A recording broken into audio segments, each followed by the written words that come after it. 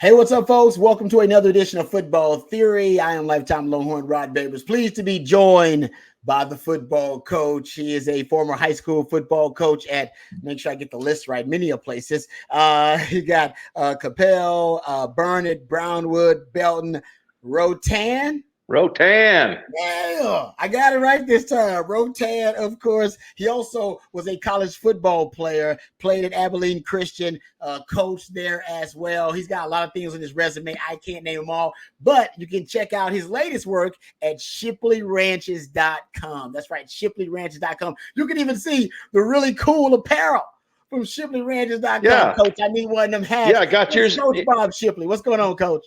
Got yours in the mail, as far as you know. Hey, I'm telling you, that's sharp right there, Coach. That is sharp, man. I'm telling you, look good. You're gonna sell a lot of those. Thanks. All right, Coach. Well, thank you for joining us as always. Glad to have you a part of the family. Let's get right into it. We've done the matchups, right? We've broken down Texas offense versus the Washington defense, and then how they look. We've broken down the Washington offense versus the Texas defense.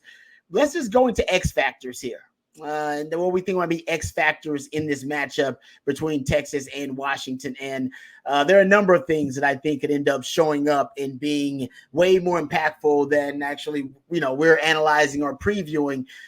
Something I will admit that I've not discussed enough. And I'm sure that you got a lot of experience in this and you know how important it is. So you probably have thought about this a lot. I was listening to Chris Peterson, former Washington head coach, and he was talking about what he thinks are going to be the biggest determining factors in the matchup. And he said, no doubt it'll be Washington's offensive line versus Texas's defensive front. And he said the Washington offensive line is the best pass blocking offensive line. I think he said maybe the best pass blocking offensive line. So I don't want to go too demonstrative there, but he said it's one of the best pass blocking offensive lines in all of college football. And then I hear over the break, the holiday break, by the way, that they end up claiming the Joe Moore Award for the best offensive line in the country. So it's very possible that we and myself have underrated this offensive line, haven't talked enough about this matchup. Texas' strength is their interior defensive line. I know you've watched a lot of Washington, but they have the 5th fewest sacks allowed in college football with 11. Last year, it was just 7, so 18 sacks allowed in 2 seasons. Michael Penix Jr., only 9.5% of all of the pressures against him are converted into sacks. That's a really low number. For Quinn Ewers, that number is closer to 30%. They actually are one of the better. They claim to be the best offensive line in the country. What kind of factor do you think the offensive line for Washington is going to play in this matchup against Texas?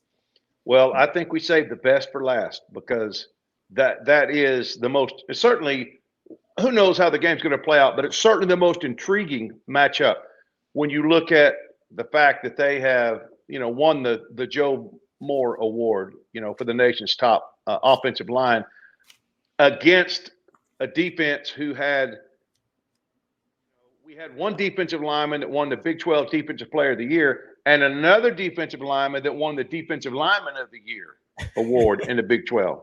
Yeah. We've got 8 players on our team with 2 or more sacks, so it is it's going to be a very interesting matchup. It's one that, I think, if I'm Washington, you still got to think it's going to be hard to run the ball. I think I could see Washington passing the ball to set up the run against us. And when they do run, I really look for them to run more on the edges. I just don't see them running straight ahead into the teeth of that bad time defensive line we have. I mean, Now I will say this: the offensive line from Missouri, from what I can tell, they've lost some players this season with some injuries. They've got, they don't have a lot of depth. They're going to have to keep everybody healthy. But it certainly, on paper, looks to be the key to this game. Is the offensive line of the Huskies versus the defensive front the Longhorns for It's sure. interesting you bring up the injuries, Coach, because everybody thought the injury to their starting center. They actually had a sixth-year center for them who started the season, and he was actually one of the strengths of that offensive line. I believe it's Mele Mateo, if I'm not mistaken. I could have gotten his name wrong, but he started out the season, and he was sorry. I take it back, Mateo Mele. All right, so I just mixed it up. It's Mateo Mele. He was a sixth-year senior, started out the season, got hurt in the second game, and then they moved the young buck, Parker Brailsford, who was a redshirt freshman at right guard, moved him to center. And then bookended him on both sides with fifth-year juniors, Nate Calepo and Julius Buelo. All right. And those guys basically have been I would say they are the stabilizing force for the young center, but he's been great. He's only allowed 1 sack. Now, the offensive line has only allowed 5 sacks. You look at the Pro Football Focus numbers, which is really good, but he's been great, and they've coached really well to not overburden that young center. Usually he's involved with a lot of combo duo blocks. They do a lot of zone blocking in their interior runs. So his strength, because he's only 290 pounds, he is light. All right, is that he's an athlete and he can move around really well. Now, he has not faced a defensive front in the interior defensive line, like a T'Vondre Sweat or a Byron Murphy, nothing even close to it. So it's possible Texas could overwhelm them, but he's actually been a saving grace for them. The thought would be their offensive line would be at a detriment when he ended up taking over as center. That was not the case. So the offensive line, like I said, it's been really good. I mean, we know that sacks also are a quarterback, it's something that's attributed to the quarterback. Sometimes, quarterbacks hold on to the ball too long. That is not Michael Penix. He does not hang on to the ball. He gets rid of the football. I think, Coach, the comfort he has in his system, given he ran it at Indiana, his second year running it here at Washington, that's 3 years. So he's had like 3 basically years in running in this system. He's comfortable with it. And I think that also helps him avoid sacks with sack avoidance, if you will, because the ball is out and he does not hold on to the ball, and he makes good decisions within the system because he trusts his knowledge of it. Yeah, I would look for our defensive staff to throw everything at them. I think you start out and you just see how it plays out, with our pass rush, but. I think you're gonna see us bringing some people, probably bringing some pressures we haven't shown yet, and if we haven't shown much to offset that offensive line, because you bring enough people, they can't block them, And now there's probably maybe somebody running wide open behind them, but you're bringing more people than they can block. That means they've probably got more guys in the route that you can cover, especially not having help over the top. You're not going to have any help back there. If everybody's covered, that's cool, but there's nobody else helping. But I've seen him dial up some stuff in big games this year where we have guys running scot-free to get to the quarterback. The problem is they've been elusive enough quarterbacks to be able, or we've taken bad angles, I'm not sure which, they've been able to you used to be able to coach those guys on those blitzes. Their angle was something that you coached. It was law. You coach this because you knew the quarterback coach was telling the quarterback, don't ever turn your back to the defense. That's what all old quarterback coaches say. Well, now they do it all the time. You see them roll out, turn their back. And so now you don't know where to tell your guys what angle to rush at, because, man, they step up in the pocket, but now they're rolling out, and, it's just, it makes it difficult. But I do think that we'll dial up some nice blitzes and try to keep them off balance a little bit. I totally agree with you, Coach. You're going to have to, because last year, how many times they sacked Michael Penix last year? 0. Yep. Yeah. Also 0 tackles for loss last season for Texas. As a matter of fact, all they had were 8 quarterback hurries. When no quarterback hits, no quarterback knockdowns. They got to get to Penix this year. That doesn't look good. Yeah, exactly. Not in our favor. So I think that's a big X factor. All right. Moving also the offensive line, the run blocking, underrated. If you look at late in the season, they were averaging 3.1 yards before contact per rush. That's a big O-line stat. Texas is really good too. I think Texas is around 2.74, but still, I mean, that just shows you how good they are. Now, by the way, Texas defensive front allowing 2.4 yards after contact per attempt. So Texas defensive front still one of the best and the most formidable in all of college football. They'll be going up against the best O-line in all of college football. Roger Rosengarten, the right tackle, has allowed 0 sacks this year. The left tackle, Fautanu, who's actually a third-team All-American, he has allowed 2 sacks this year. So they don't leak a lot. No, yeah, you're right. Yeah, we're going to bring our A game. No doubt about that. Expect to do in the semifinals. Yeah, no question about it, Coach. Let's talk about something else that I think is going to be an X factor in this game. I also, that Chris Peterson interview that I referenced, and I've said this too, I think this is going to come down to being a fourth quarter game, potential, last possession scenario. Whoever has the ball last, that's who could end up winning this game, given how prodigious, prolific these offenses are, with 2 great quarterbacks and great supporting cast and great weapons. If that is the case, Michael Penix Jr. in his career has 5 game-winning drives, 2 of them this season, where the game's been on the line and he's got to go win it in the fourth quarter with a game-winning drive. I believe Quinn Ewers has 1 game-winning drive, if I'm not mistaken. Something along those lines. I don't know if Texas has been in the situation, because I think they've actually had the lead a lot of the times and they close out games really well. So you can make the argument against the Washington. They've been in a situation in so many close games where they've had to have the game-winning drive scenario. But he's got 5 of them in his career. Like I said, I think Quinn Ewers has 1. If it does come down to that scenario, Quinn Ewers got to go win the game-winning drive scenario. He doesn't have a lot of experience doing it, and Michael Penix does. That could be an X factor in, not that Quinn doesn't have the clutch gene, but he doesn't have the experience in operating in those clutch moments that a Michael Penix does, because for him, it almost feels second nature now. He's been there so many times and can easily visualize success in that scenario.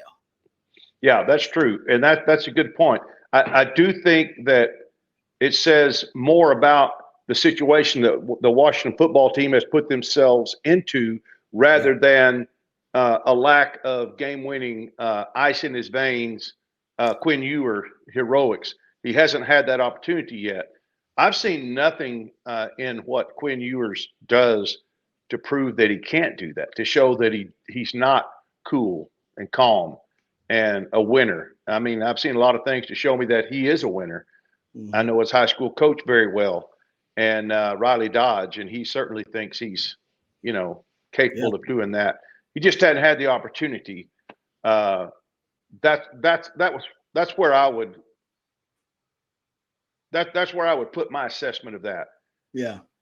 It's just that we haven't had the opportunities that they've had. I think Quinn is very capable of doing that, but I can't. Of course, I'm trying to be positive here, but at the same time, here's a guy in Penix who's done it time and time again, 5 times. He's got to feel certainly a lot more confidence in that than Quinn, simply because Quinn hasn't done it. But that doesn't mean he can't do it. I think he can, and I don't know. I just had this gut feeling, Rod, that momentum is going to take off in this game, and somebody's going to have to come from behind. I can see some. I see some momentum, and I see somebody trying to blow it open, and I don't know. Like I may be wrong. No, I like the come from behind, because both of these offenses are capable of it. And you know how momentum is in a big game, Coach. I mean, it can be a tidal wave. It can overwhelm you, and sometimes it takes a while. Sometimes it subsides, or it takes a while for the opposing team to. We see that all the time. We see it in the Texas OU game. You see it all the time. See one team get all the momentum early, and then another team come and snatch it back late. We've seen that. Happen to Sark actually in his first year. He had all the momentum, and then lost it all. Right, and so I'm with you on that. I think in big games you have to be wary of that as a coach. And you let me know, Coach, that when you do start to feel, when it's palpable that you're losing the momentum, or hell, maybe even when you got all the momentum, Do you coach it differently when the momentum is all on your side and you're rolling all three phases? They making plays. You're like, we got it, guys. We can steamroll. Did that change it? Or when you realize it's all the momentum's against us, it's a tidal wave against us. Do you coach it differently when that happens? One of the things that Tom Herman always talked about, and I'm still not sure I believe it. I'm not sure I'm going to buy into his philosophy, but he used to tell us all the time that momentum is a mirage. It's not real. It's just it's emotions, and it's you giving in to the emotion of the other team having the momentum. So he was always trying to prep his team when it seems like somebody else, don't get caught up in the emotions of somebody else having the momentum, and it seems like everything's going your way and nothing's going your way. You keep swinging that axe, one at a time. That's all you can do, and chip away at it and get that thing turned around. But I don't know. I've seen momentum can be an incredibly powerful force, and if you let it get to you psychologically, and there's it depends on what side of that you're on. The tendency is when you have that momentum to start basking in the glory, start feeling that you're unstoppable, and then you get hit in the mouth, and Yeah, I've been there, Coach. Yeah, I tell you.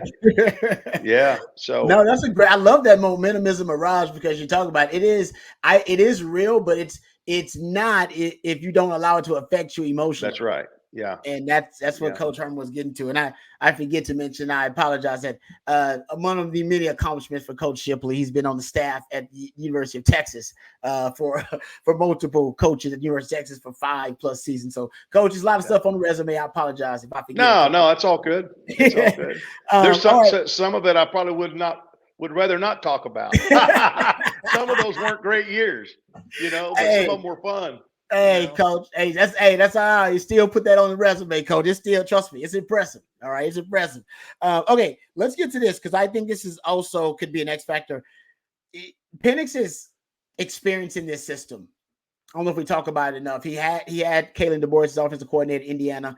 Then he comes here. He's been in this system now, going on? This is 3 years now, and he's really, really comfortable in that system. We've talked about how that plays a big role.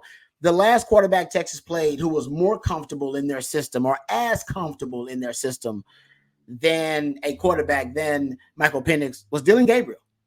We had multiple years there with was Josh Heupel and Jeff Lebby there with that kind of veer and shoot air raid offense. Here at Oklahoma, there at Oklahoma, I should say. He also was running the same thing with Jeff Lebby in that offense. So you're talking about him. He had 4 years or more running the same system. That's important when a veteran quarterback running the same system. Donovan Smith of U of H had been running the air raid system from his time at Tech and then was running it again there at U of H. And he made some plays throwing the football against Texas.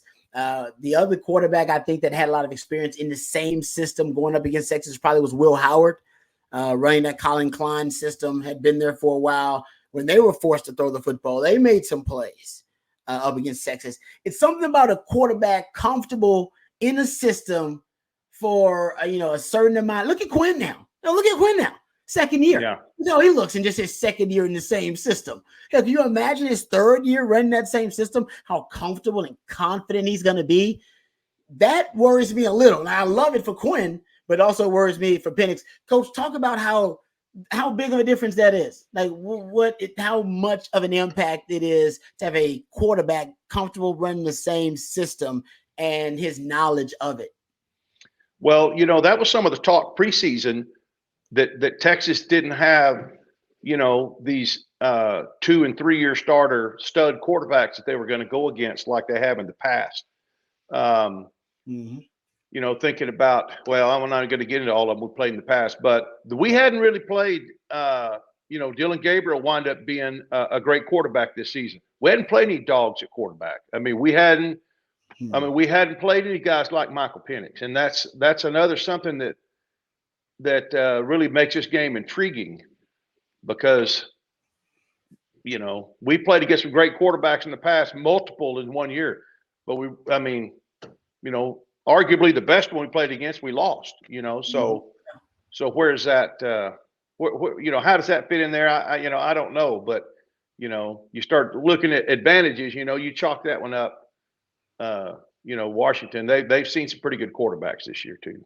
And that's a great point too. They've seen a Caleb Williams, you know, which is a Heisman Trophy winner, who's best quarterback. They do see a Michael Penix in practice. McQuinn Ewers is a really good quarterback, but I love what you said about a dog at quarterback. You know what it reminded me of, Coach? I don't know how much NFL you watch, but I don't know if you watched that 49er Baltimore Ravens game over the weekend. And all the advantages went to the 49ers, right? They got a lot of all pros. You know, they playing really well. They look like a machine out there. But when you got a dog, you go up against a dog at quarterback like Lamar Jackson, man. Yeah, that's right. That's right. I mean, it's a great equalizer, you know, and we haven't had that this year. So we better be ready. Yep, I totally agree. And Jalen Milroe, it seems like he became more comfortable. Remember, it was a brand new system for him. Yeah, he became more comfortable after Texas played him. Once he had a little bit more knowledge, and I think once they started to cater things to his skill set. But you're right, man. Hey, Quinn got that dog in him. All right, don't try to worry about that. Quinn got that dog, but going up against another dog, I'm with you, Coach. That could be a little concerning. They better be ready. All right, other X factors in this game. Just kind of moving through it here. Let's talk about pass interference. Let's talk about Romeo Odunze, and that will get us to kind of the pass interference stat I wanted to get to a little bit too before we close things out. And then it'll get us to defending. I want to get your thoughts about defending certain passing concepts which are giving Texas issues. But let's talk about Romeo Odunze. I saw it was actually a tweet from Daniel Jeremiah. He does great work. He analyzes the NFL draft stuff. He does really good work.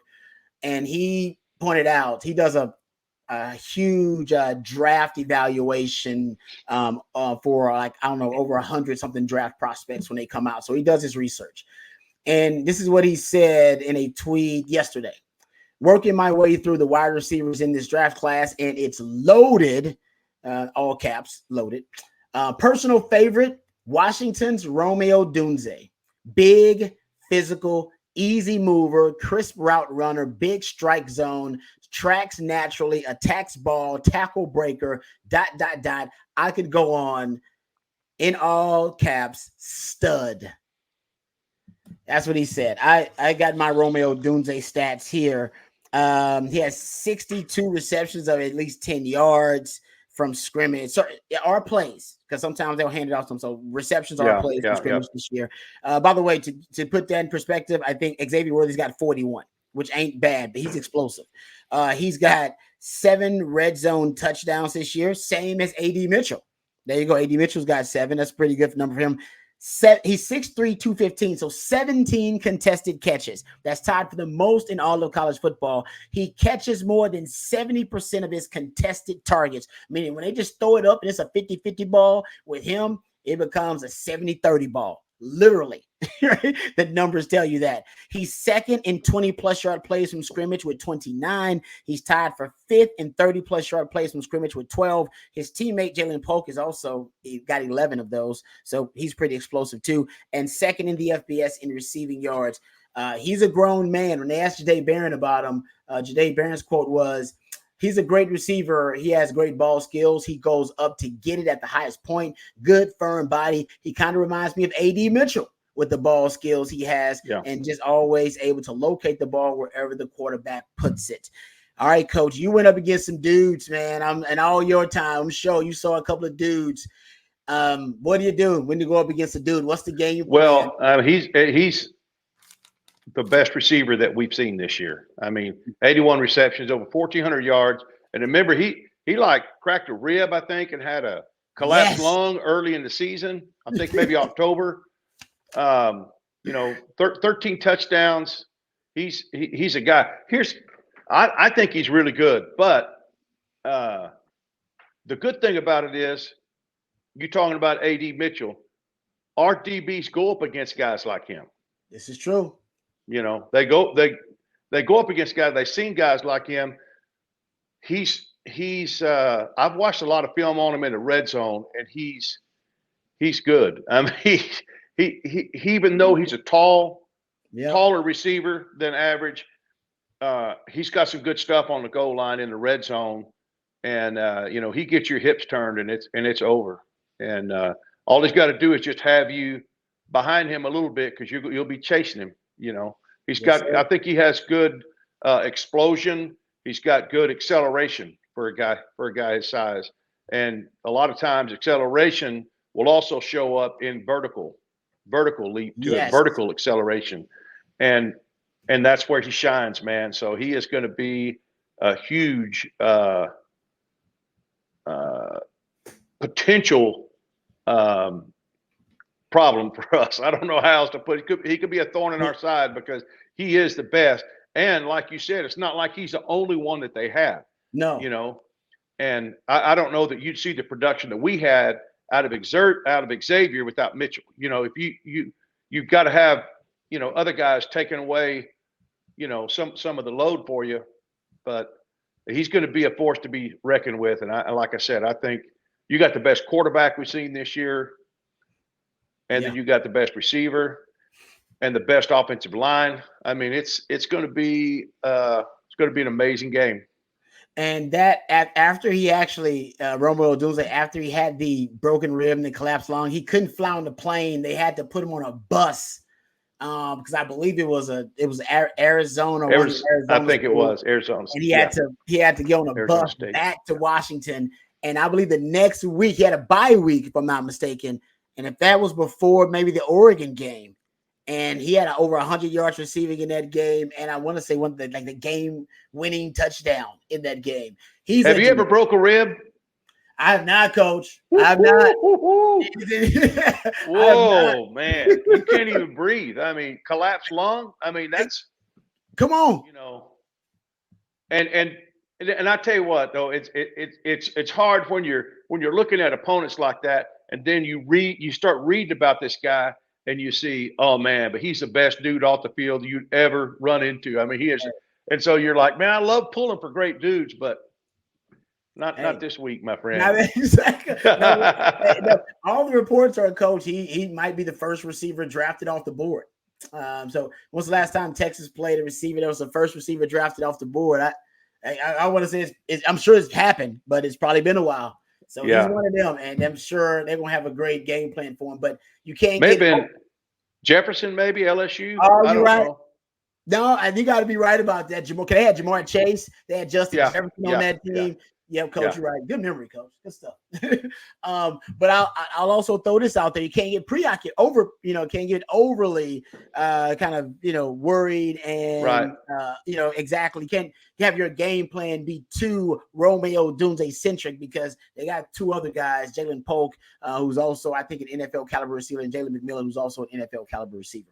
All right, moving on, because there's a lot to be concerned about here. Pass interference calls on deep balls. This team throws the deep ball more than any other Power 5 team, I think, out there. If you go look at Michael Penix Jr., he is completing at 40% of his deep balls, which is a really high number for deep balls. That's a low percentage throw, and they kind of make it a high percentage throw. When you got great weapons, you got a really good quarterback, all kind of NFL caliber guys, you can convert on deep balls in that way. But what I found is that when I started looking at the deep balls that Texas defended this year, Coach, found that close to 90% of their pass interference calls actually came on deep balls.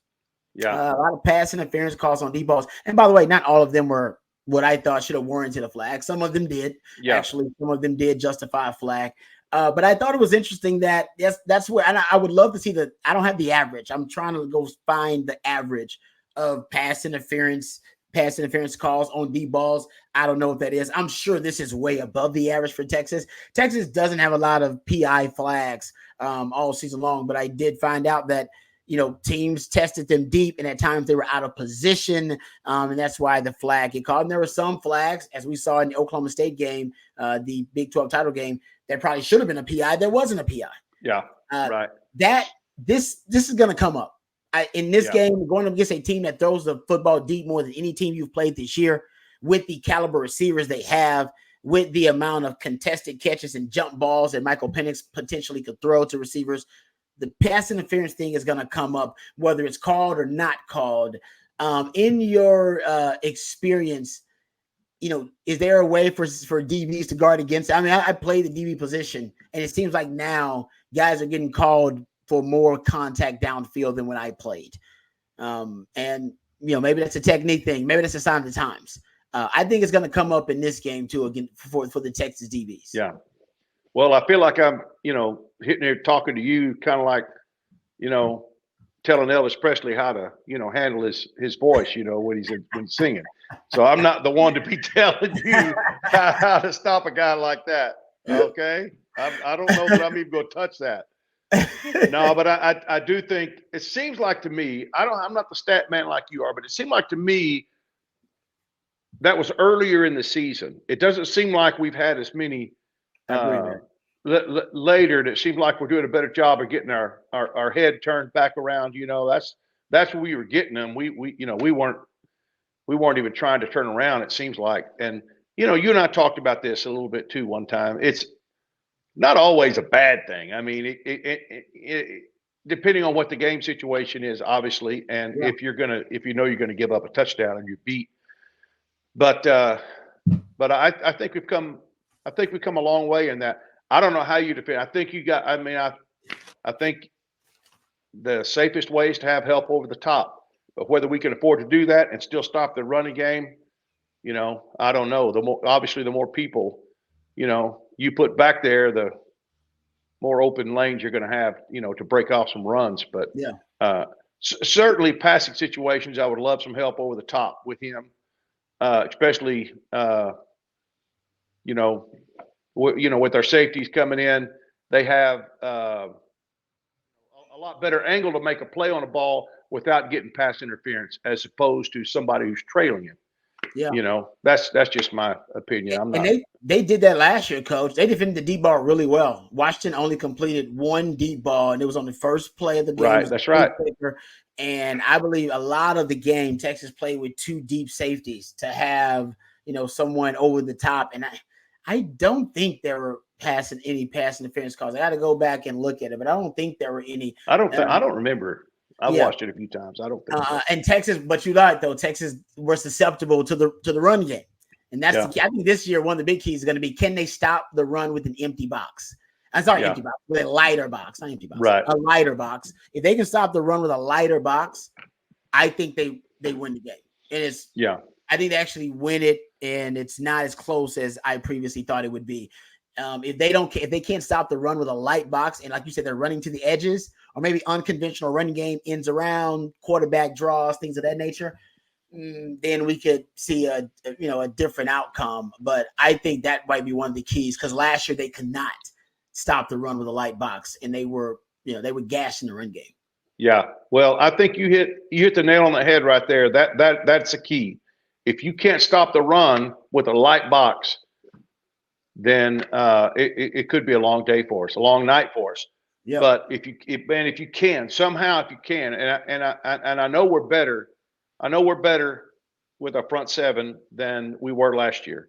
Yep, agreed. But as a coach, and you know how it is, you would listen to coaches and figure out the game plan, as it goes throughout the week. But this is what we're going to try to do. They may not specifically tell the players this, but they're certainly thinking this is how we're going to start. If this doesn't work, then I got another game plan over here that I'm going to pull out, and this is what we're going to do.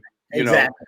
At least until we can kind of get control of the game, and then maybe go back. Not that you would completely throw a scheme out, but I like that thought that a light box could be the key for us defensively, whether we're going to be able to stop the deep ball. Yep.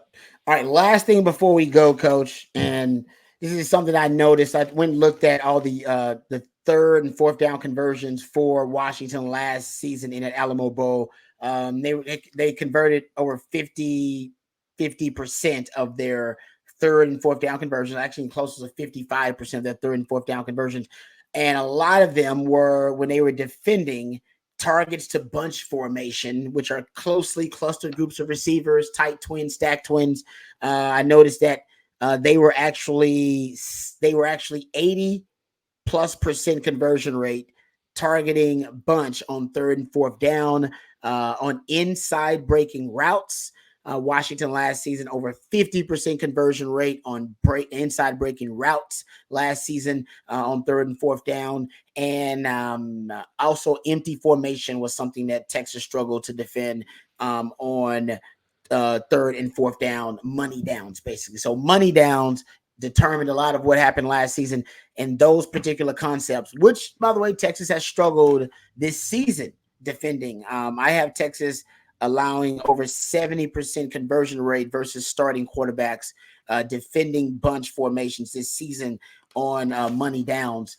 Something very similar inside breaking routes, over 50% conversion rate to starting quarterbacks. That is something they struggled with. It's something that Washington did really well last season. As a coach, when you have to deal with any type of team that did really like exotic formations, which Sark does, by the way, compressed sets, condensed sets, tight twins, stacked twins, bunch formations.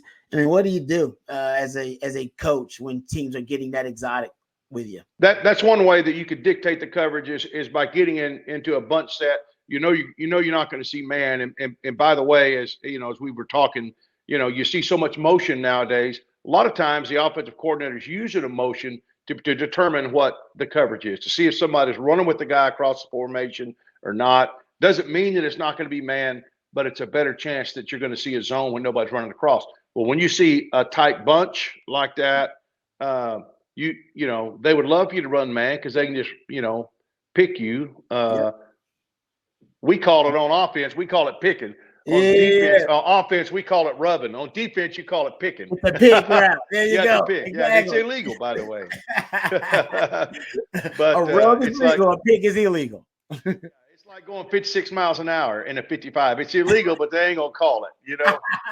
I love that. There you go. I love it. That's a formation that I love to use, and I hate defending. Because it's probably going to be a quick release pass. It's going to, it's not something that you're not putting the guys in a bunch to let them run all the way down the field in different directions. You're trying to create some openings in that zone to get, a sure first down, for example. Exactly. And that's something that I can see us, maybe having some problems with. Obviously, we worked on that. We're working on it. I like to have somebody up there, trying to reroute somebody, even though you can't obviously reroute all of them, but just try to put a little bit of kink in their plans if you can somehow. But it's a tough way to. It's a tough thing to have to defend, and then it's a lot easier to flood a zone when you have and obviously that's how you beat zone defense. Most people try to beat zone defense by flooding a zone, and it's tough to defend for sure. What do you think about it? Yeah, what did you think about it as a DB when you lined up and saw that? It's right now it's the most troublesome concept I think for Texas defend. Yeah, you're right. I can't be aggressive. Now, there's one person that can be aggressive. That's the point man. Whoever's on the line of scrimmage, you put that guy on the line of scrimmage. But everybody other than that, they have to read and react to the route and read and react to the release of the receiver. You can't afford to be too aggressive because if you're too aggressive, you said you get picked, you get rubbed, then a guy's running wide open. And all it takes the quarterback to make an easy throw. So I just think it gives receivers a free release, which is already a bad idea to give them a free release. And in addition to the free release, I think it widens the windows for the quarterback because at one point, one of those guys, if they're trying to play tight coverage, they're going to get picked because the routes are designed that way. But if they're not playing tight coverage, you'll get an easy completion because the guys are playing too passive. So either you're going to be too passive or you're going to be too aggressive. Either one can get you in trouble. And I think Texas will err on the side of being too passive and give up the easy completion rather than be way too aggressive with all their DBs. Now, I could be wrong, and then allow a guy to get picked and ends up running wide open. Yeah. So it all depends on what they want to play. I think on money downs, though, they should be aggressive. Money downs, you should go after it. Yeah, if it's a standard down, I'd play it a little bit off. But on money downs, which is where they're getting the conversions, I'd play everybody aggressive because, like you said, Coach, that's when they're trying to get short, easy completions, quick ones. They're just trying to get their quarterback to get the first down. All right, a lot of stuff. Let me just end it by saying this: a lot of people, just the average layperson, they think defenses are designed to stop every play cold in its track. I mean, you need to try to stop every play, and trust me, there are a lot of times as a defensive coordinator, you're trying not to give up the big play. You'll give them some stuff. You'll give them some stuff, but you're not going to let anybody behind you. You're not going to get beat deep, whatever. As they say, you let them throw the ball shallow, rally to the ball. Sometimes that's a win. It may be a first down, but still could be a win because you're just trying to keep them in front of you and just die a slow death, if you can hang on until they make a mistake. Yeah, exactly. That people don't realize that. That's a great point you bring up because I love how you ended it till they make a mistake. Putting together double-digit play drives, playing perfect football, all 11 guys is highly unlikely. Yeah, it's tough. Yeah. Everybody playing assignment sound, getting the right block, running the right routes. The quarterback seeing everything perfectly. Nobody committing a penalty for all, and for having no negative play, and basically, essentially, the defense not making a play for double-digit plays on a drive is really, really tough. And that's what Bill Walsh always said. The late great Bill Walsh. You need explosive plays. The most important play in football is explosive plays. And the reason wasn't just because he wanted chunk yardage plays. He said, because the likelihood of me putting together double-digit play drives without us making a mistake or getting a negative play or screwing it up is just it's really hard. It's highly unlikely. But when I get that chunk yardage play, it don't have to be a 12, 13 yard, 13 play drive. It can be a 6, 7 play drive. Instead. Yeah, exactly. Great point. Yeah, exactly. So I'm with you, Coach, 100%. Once again, dropping great knowledge. All right, Coach, we appreciate the time as always. Any last words here? Because I think this might be the last football theory before the game. So any last words before the Longhorn fans get ready to watch? You and I will talk next week, and we'll talk about how our feelings were right on, or man, we were so off. The game went nothing like what we thought. But as well as we could put together scenarios, and with your incredible facts, the phantom of facts, baby. I don't know where they come from, but you get them. I think we covered it pretty well, and it's going to be an exciting game, a game that's going to go a long way to determining the future of our program. It can. It certainly can, no doubt. No, I'm with you, Coach. And honestly, I got a good feeling. Usually I got, butterflies or the bubble guts. And this time I got a good feeling about this team because they made me a believer. And I think at the beginning of the year, I don't know if all of us were believers that they were a championship caliber team. But I think this team has got great football character. Championship character, that remains to be seen. All right, this is a man who's got championship character. That's Coach Bob Shipley. Thanks, Coach. We appreciate the time as always. Hey, man. Hook 'em. And as Coach said, we'll see y'all next week. Hook 'em.